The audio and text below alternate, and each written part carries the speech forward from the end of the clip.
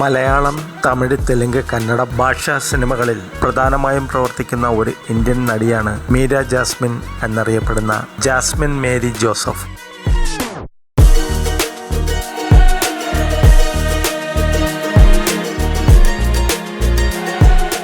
2000ങ്ങളിൽ ജനപ്രിയ നായികമാരിൽ ഒരാളായിരുന്നു അവർ. പാഠം 1 ഒരു വിലാപം എന്ന ചിത്രത്തിലെ അഭിനയത്തിന് 2004 മികച്ച നടിക്കുള്ള ദേശീയ ചലച്ചിത്ര അവാർഡ് നേടിയ മീര ജാസ്മിൻ മികച്ച നടിക്കുള്ള കേരള സംസ്ഥാന ചലച്ചിത്ര അവാർഡും തമിഴ്നാട് സംസ്ഥാന ചലച്ചിത്ര അവാർഡും 2 തവണ നേടിയിട്ടുണ്ട്. തമിഴ്നാട് സർക്കാരിൻ്റെ കലൈമാമണി അവാർഡും അവർ നേടിയിട്ടുണ്ട്.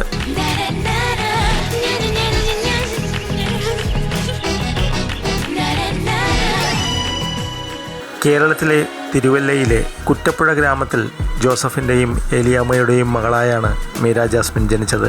5 മക്കളിൽ 4ാമതായിരുന്നു അവർ.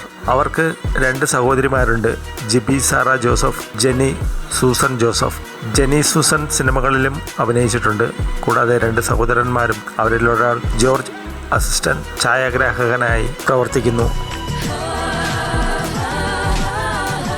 തിരുവല്ലയിലെ ബാലവിഹാറിലും തിരുവല്ല മാർത്തോമ റെസിഡൻഷ്യൽ സ്കൂളിലുമായി സ്കൂൾ വിദ്യാഭ്യാസം പൂർത്തിയാക്കി. 2000 മാർച്ചിൽ ജാസ്മിൻ ഹയർ സെക്കൻഡറി പരീക്ഷയ്ക്ക് ഹാജരായി. ചങ്ങനാശ്ശേരിയിലെ അസംഷൻ കോളേജിൽ സുവോളജിയിൽ BSc ബിരുദത്തിന് ചേർന്ന് ഏകദേശം 3 മാസത്തോളം പൂർത്തിയാക്കിയപ്പോൾ സംവിധായകൻ ബ്ലസ്സി അവരെ കാണുകയും സൂത്രധാരനിലെ ഒരു വേഷം വാഗ്ദാനം ചെയ്യുകയും ചെയ്തു. പഠിച്ച് ഡോക്ടറാകണമെന്നായിരുന്നു മീരയുടെ ആഗ്രഹം. സിനിമാ താരമാകുമെന്ന് സ്വപ്നം കണ്ടിരുന്നില്ല. അവൾ പറഞ്ഞു,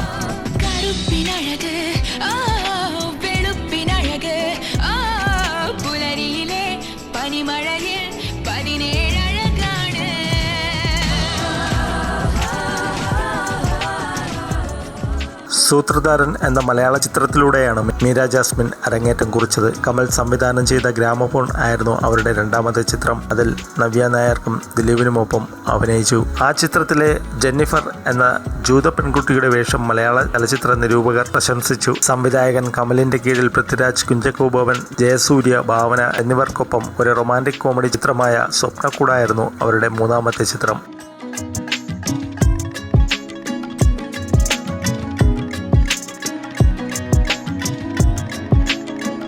അവരുടെ അഭിനയം പ്രശംസിക്കപ്പെടുകയും സിനിമ ഉയർന്ന വാണിജ്യ വിജയം നേടുകയും ചെയ്തു. 5 പ്രധാന കഥാപാത്രങ്ങളിൽ ഏറ്റവും കൂടുതൽ സ്കോർ ചെയ്തത് വീണ്ടും മീരയാണ്. തൻ്റെ ഉപദേഷ്ടാവ് ലോഹിതദാസ് സംവിധാനം ചെയ്ത കസ്തൂരിമാൻ എന്ന ചിത്രത്തിലൂടെ അവർ മലയാള സിനിമയിൽ പ്രശസ്തിയിലേക്ക് ഉയർന്നു. കസ്തൂരിമാനിലെ അഭിനയത്തിന് അവർക്ക് ആദ്യ ഫിലിംഫെയർ അവാർഡ് ലഭിച്ചു. 100 ദിവസം പിന്നിട്ട ചിത്രം ബോക്സ് ഓഫീസിൽ വിജയിച്ചു. അതേ വർഷം തന്നെ TV ചന്ദ്രൻ്റെ പ്രശംസ നേടിയ പാഠം 1 ഒരു വിലാപം എന്ന ചിത്രത്തിൽ പ്രായമായ ഒരാളെ വിവാഹം കഴിക്കാൻ നിർബന്ധിതയായ ഒരു 15 വയസ്സുള്ള ഒരു മുസ്ലിം പെൺകുട്ടിയായി അവർ അഭിനയിച്ചു. അതിനവർക്ക് സംസ്ഥാന അവാർഡും ദേശീയ അവാർഡും കൂടാതെ മറ്റ് നിരവധി അവാർഡുകളും ലഭിച്ചു. തുടർന്ന് കാവ്യ മാധവനൊപ്പം പെരുമഴക്കാലത്തിൽ നസിയ എന്ന കഥാപാത്രത്തെ അവതരിപ്പിച്ചു. അച്ചുവിൻ്റെ അമ്മ എന്ന സിനിമയിൽ അവർ അച്ചു എന്ന ചെറുപ്പക്കാരിയായ കഥാപാത്രത്തെ അവതരിപ്പിച്ചു.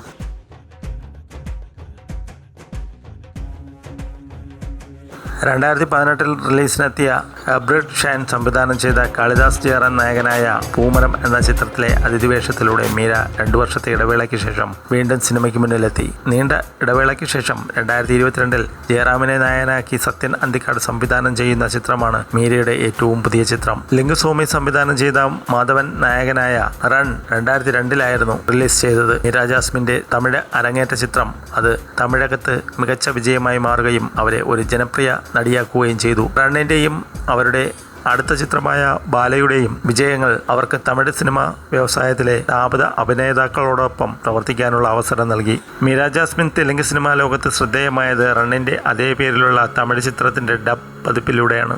2004 അമ്മയായി, ബാഗുണ്ടി, കുടുംബ ശങ്കർ എന്നീ തെലുങ്ക് ചിത്രങ്ങളിൽ അഭിനയിച്ച മീര മൗര്യ എന്ന ചിത്രത്തിൽ പുനീത് രാജ്കുമാറിനോടൊപ്പം അഭിനയിച്ചുകൊണ്ട് കന്നഡ സിനിമയിലും പ്രവേശിച്ചു. പുനീത് രാജ്കുമാറിനും രമ്യയ്ക്കും ഒപ്പം അവരുടെ കന്നഡ ചിത്രം അരശു വീണ്ടും ഹിറ്റായി. 2007 മികച്ച നടിക്കുള്ള ഉജാല ഏഷ്യാനെറ്റ് ഫിലിം അവാർഡ്, ഒരേ കടൽ, വിനോദയാത്ര എന്നീ സിനിമകൾക്ക് ലഭിച്ചു. 2005 മികച്ച നടിക്കുള്ള ലക്സ് ഏഷ്യാനെറ്റ് ഫിലിം അവാർഡ് അച്ചുവിന്റെ അമ്മയ്ക്ക് ലഭിച്ചു. 2005 തന്നെ മികച്ച നടിക്കുള്ള 53ാമത് ഫിലിം ഫെയർ അവാർഡ് അച്ചുവിന്റെ അമ്മയ്ക്ക് ലഭിച്ചു. 2004 മികച്ച നടിക്കുള്ള നാഷണൽ ഫിലിം അവാർഡ് പാഠം 1, ഒരു വിലാപം എന്നീ സിനിമകൾക്ക് ലഭിച്ചു. 2004 മികച്ച നടിക്കുള്ള സ്റ്റേറ്റ് ഫിലിം അവാർഡ് പാഠം 1, ഒരു വിലാപം എന്ന സിനിമകൾക്ക് ലഭിച്ചു. 2004 മികച്ച നടിക്കുള്ള ലക്സ് ഏഷ്യാനെറ്റ് ഫിലിം അവാർഡ് ഒരു പെരുമഴക്കാലം എന്ന സിനിമയ്ക്ക് ലഭിച്ചു. 2004 മികച്ച നടിക്കുള്ള ഫിലിം ഫെയർ അവാർഡ് പാഠം 1, ഒരു വിലാപം എന്നീ സിനിമകൾക്ക് ലഭിച്ചു. 2003 മികച്ച നടിക്കുള്ള lux Asianet film award Kasthooriman എന്ന സിനിമയ്ക്ക് ലഭിച്ചു. 2002 മികച്ച നടിക്കുള്ള ഫിലിം ഫെയർ അവാർഡ് റൺ വിവാദം എന്ന സിനിമയ്ക്ക് ലഭിച്ചു.